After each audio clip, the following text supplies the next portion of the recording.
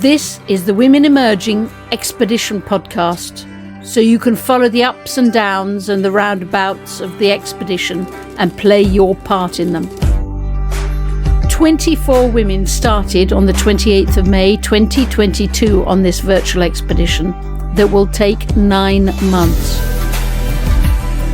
We are women from across the world determined to find an approach to leadership that resonates with women.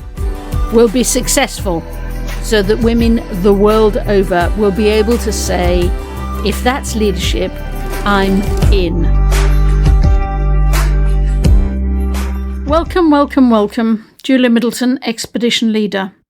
The expedition comes to its completion next week. It's an extraordinary concept. The 24 women were all going to be gathered at Bellagio, which is a beautiful palace on Lake Como in the north of Italy, owned by the Rockefeller Foundation, who have been incredibly generous to us and allowed us to be there for 5 days to pull everything we've learnt together over the last year and produce an approach to leadership that resonates with women, so that women say, if that's leadership, I'm in. I'm becoming so repetitive, but I do love the words. We've worked together now for over a year and always remotely. So it is going to be a totally weird experience all being together. I think one of the really important things for leaders is that you have to find ways to communicate with your team that gets them to understand, to share with you a sense of the journey and where you've got to at different points in the journey. I think that I have spent so much time over the years thinking about what metaphor do I use with the team to get a common understanding of where we are. And all through the expedition, we have used the metaphor of the studio, the concept that the 24 women are going out there to explore, to talk to other people, to explore, and that each time we get back together again, it's said that they're putting ingredients, they're putting elements, they're putting what they've found into the studio and then getting back out again to find more ingredients, more elements, more paints, more colours, more paintbrushes, more palette knives, to put into the studio for when we will eventually start painting, which of course is next week in Bellagio. Why this metaphor? Because it's been this sense of wanting to push people back out. Yes, bring what you found back here, but don't get too obsessed with what you found. Keep on exploring, get out there. Don't start distilling yet. Keep on exploring, push yourself, go and talk to different people, different voices. Keep on exploring. But if I look at the studio as it's sort of piled up and it's getting more and more messy, more and more out of control, more and more if a stranger comes in and says, "Oh, what a mess this is." They always do, but the truth is you can usually find what you want because it's your studio. Well, it is our studio and we will find what we want. But I think there are 2 big sections in the studio that are big bits of what we've been gathering. The link between spirituality and leadership, and definitely the link between mothering and leadership, and how somehow we have to reframe these. In episodes 22 and 23, I spent a lot of time talking to a lot of women of different faiths about the women in the original text that inspired them as leaders and what they learnt about leadership from their spirituality and their faith. We haven't really unpicked this mothering concept, so I've decided that this episode and the next one next week will be slightly devoting to what you learn from mothering that you bring back into your work and into your leadership journey. This episode will be about what you learn in that first year when the child is going from 0 to 1, And you're going from, I can't imagine what to what, but I can never remember it really. It's a sort of blur. But anyhow, what you learn in that first year. And then next week, we're going to talk to two different women about what you learn about leadership from being the mother of teenagers. So this first episode is with Rachel Middleton, who's in London and has one son of about a year. And then Myrna Atalla, whose childhood was in Lebanon and who has two young children. Let's talk to her. So let's be straight. Rachel is, yes, indeed, one of my daughters. I spoke to her because I love talking to Rachel, but also because she's done so much thinking, I think, over the last year since her son was born in January 2022. So in the last few weeks, he hit 1 year old. Let's go to Rachel. So, Rachel, nobody's pretending that you're not my daughter. I'm interviewing you, my daughter, about your first year as a mother of my grandson. Am I allowed to call you Mum then in the interview? Or do I have to say Julia? You could call me anything you like. I think if you try to call me Julia, it might be a bit confusing for you. So go on, tell us what you've learned about leadership in the first year of being a mother. Well, I wrote down some words because I think that there's positives and then there's new leadership challenges which were completely unpredicted and came from nowhere, which I guess could be described as negatives. But my positive words are empathy, context, resilience, perspective, kindness, teariness, resourcefulness, innovation, hard work, emotional control, ambition, timing, and being organized. So there's lots of words there, but I guess probably the link is slightly confused because it's a total emotional sort of roller coaster coming back to work. The truth is it's so important that women, when they return to work, they can sort of bring some of those pieces with them, because it changes you dramatically, wholeheartedly, as a human, as a leader, as everything. You know, I've never felt so different in my life. And if captured in the right way in the workplace, I think that can be completely transformative for you as a person. But if it's concealed or hidden, or, you know, perhaps even to be ashamed of to bring to work, then I think it can do quite the opposite to your leadership. It can, you know, lead you to losing confidence or losing empathy, or you know, trying to conceal a part of you that is quite dramatically different to what it was before you left. So my answer to the sort of how's it transformed you as a leader is totally and completely. So if you go back through some of your words, yeah, it'll make you a kinder leader. Why? Because I think you, on the most basic level, you understand in a different way the context of a whole human being as your colleague. You know, you don't sort of being 5 minutes late for a meeting a few times, and you know, that sort of sense of drawing conclusions around, well, maybe they're just lazy, or maybe they, you know, don't have. But I think you're suddenly within this world of motherhood where you're completely out of control 90% of the time. And therefore things happen, you drop the ball, you make mistakes, you say the wrong thing, and you realize that, you know, nobody is exempt from that. And therefore, I guess when you're thinking through the behavior of your colleagues, or the behavior of people that report into you, or the behavior of people more senior than you, you have a degree of kindness around their context, and that you're able to sort of prevent yourself from drawing conclusions based on just a work context. You sort of see people as more of a whole person, because you understand that, you know, you are no longer at work and at home. You are on a Zoom call while the nursery's calling you on the phone, and you see the word nursery coming up, and you think, oh God, I'm going to have to go and pick up my son in the middle of this critical client interview. And, you have those experiences, and therefore you can sort of understand other individuals much better and give them the benefit of the doubt and be kinder in your assumptions of their behavior at work, I think. Go back to your list and choose me some of the more unexpected words in it and explain them. I think innovation. I remember once with my son, and he was crying and crying and crying, and I just couldn't work out why he was crying.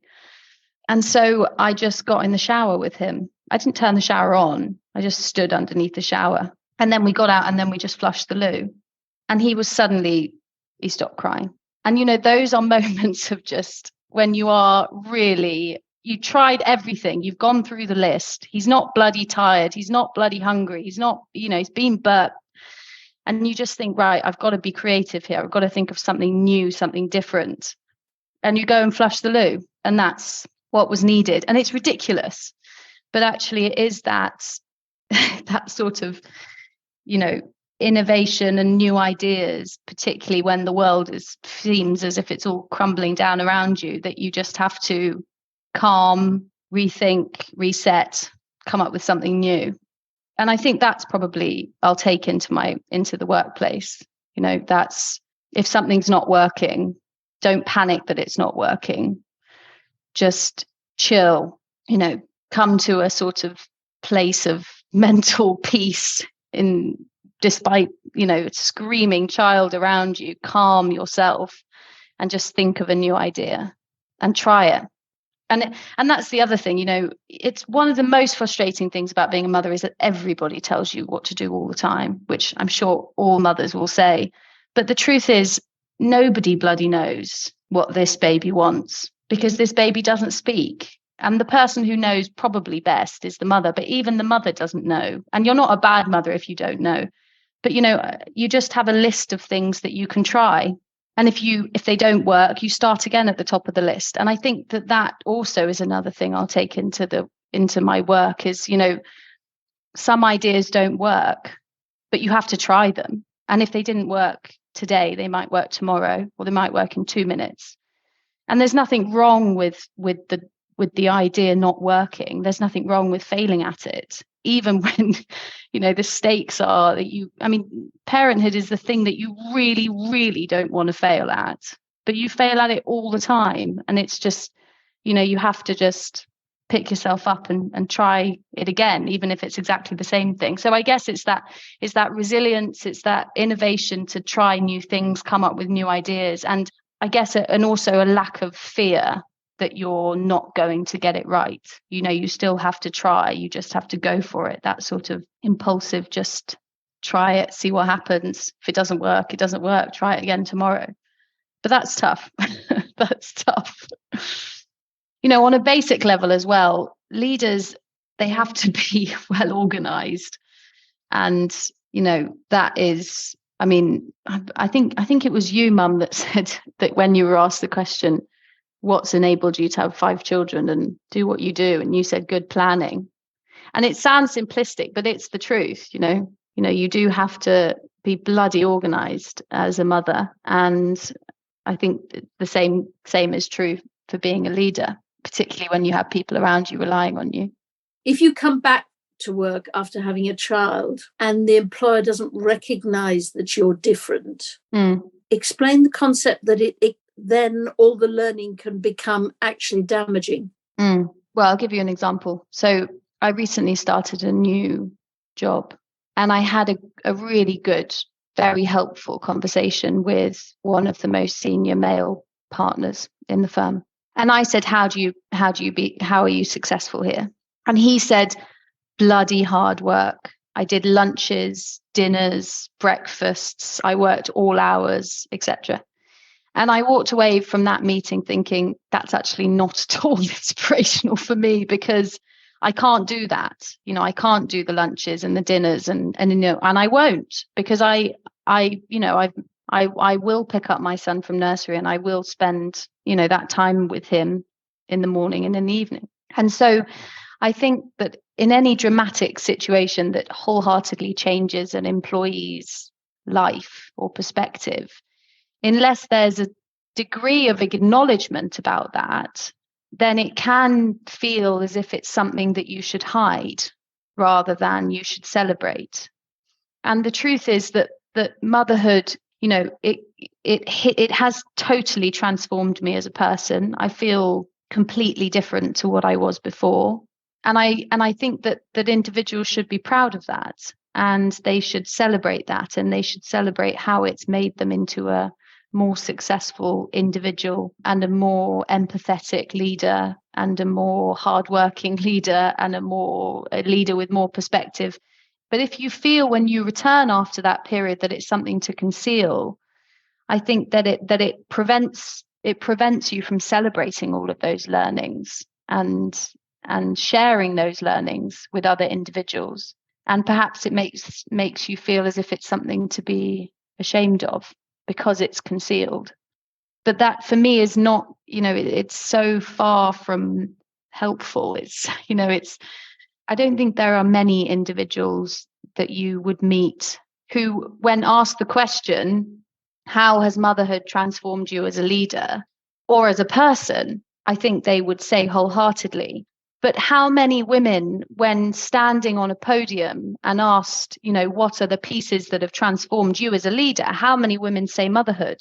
I don't know many. I don't think I've heard of many. I don't think I've ever heard it before.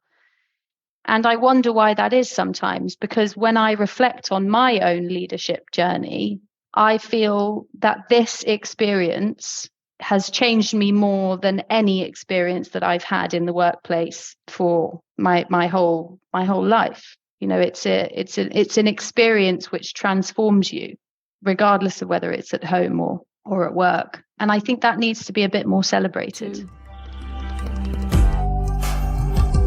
Thank you, Rachel.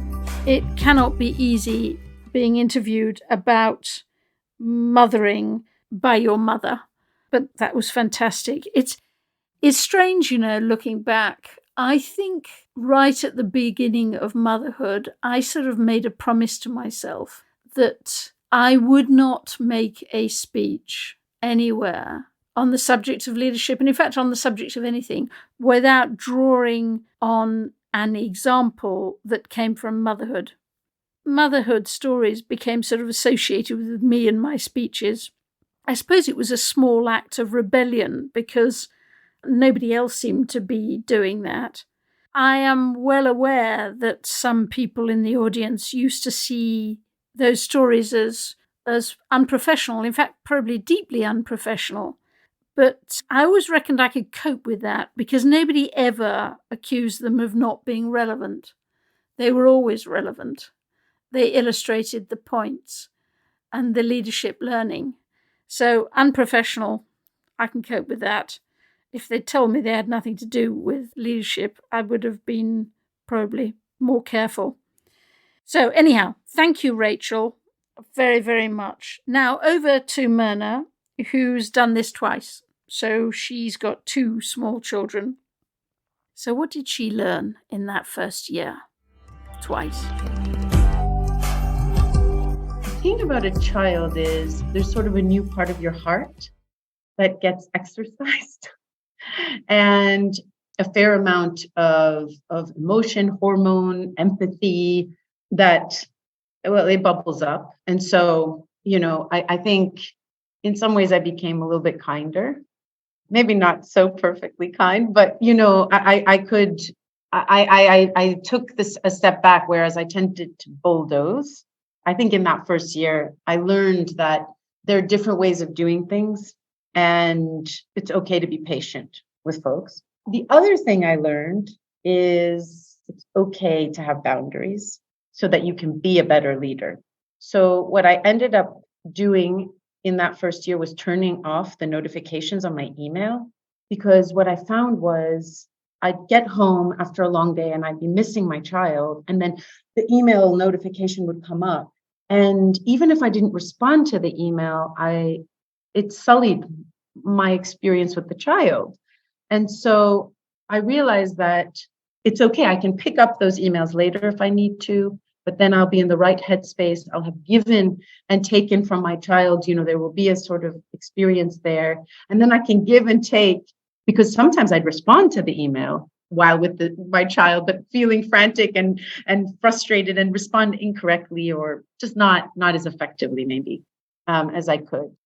I also came to appreciate my work and my team so much, because it's a little lonely being a mom, a first mom, and you've gone from one very clear identity to changing nappies and not really knowing if you're doing that right, or, just feeling a bit frantic. And so when I was eager to get back to work, even if there was a bit of separation difficulty, in the first bit, but sort of appreciate being able to flourish again with your team, interact with them, see where things are, bring fresh ideas, because inevitably, there's a lot of thinking that happens when if you're breastfeeding, or, if you have those kind of idle moments with a child who's not necessarily, they're not communicative in the take-up space. So there are new ideas that can bubble up in terms of strategy, and sort of can come back refreshed and energized to try new things, to implement new strategies. And so I really ended up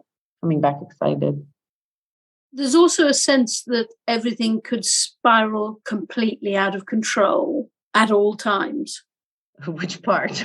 The child or the work? No, the child, the sort of, I don't know, to me, it's the sort of sense of the compounding. Once the baby gets in a tiz and you get in a tiz, yeah, and then everybody around you gets in a tiz, the whole thing compounds incredibly fast. And if you don't take the time out to think through what's going on and why we're getting into a tiz at the beginning, things compound and become completely out of control at an extraordinary speed. And for me as a leader, it was also realizing, when you have a sense that things at work are getting out of control, that is when you actually have to stop and sort it as a leader, and not let it go. And it compounds and compounds and compounds. And by the time it gets your attention, it's massive. Yeah, that's a really, really good piece of advice that I wish somebody had given me.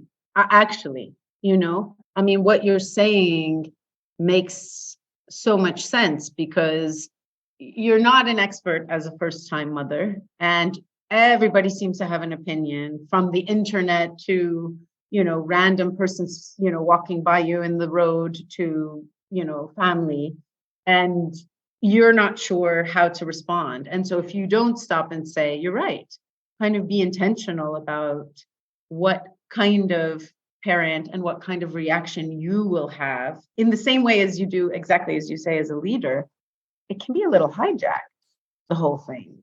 And suddenly you find yourself even more powerless than you were in the first place, because you didn't know. Aside, I do wish I had maybe stopped and thought about how I could take my incredible capacities as a leader from work and apply it in motherhood. Actually, because I do those things naturally, because I have more control, because these are adult kind of mechanisms, because it's a space I understand. And you're right. I wish I had thought about that, or had those conversations. I think it could have been, maybe it's not smoother, but just feel like there's a give and take between the sides of my life. And there's learning from motherhood in leadership, and learning from leadership, whatever it is, both ways. It works. They're dialectic. So I think if I could go back and tell myself 9 years ago, when I had my first child, I was actually I had a lot of trepidation. I was worried about losing my identity. I was so scared. I didn't understand what impact it would have on me. I was sort of, whatever, I was nervous and fearful, as opposed to, oh, this is an exciting, addition in your leadership journey. And it will change you inevitably, but it will, make you stronger, and, take some time to reflect what parts of yourself you love from your leadership in your work life that you'd like to bring to your child and your family, and your leadership in motherhood. And I think maybe that would be, some small nugget of advice, actually, you've just given me, but I would give to others, which is it's a joyful, always live the questions, and your leadership can benefit from the stresses, truthfully, the challenges that it will face, in this new phase of your life. And hopefully then you can reflect on how they both can interact and make you stronger. Thank you very, very much, Myrna.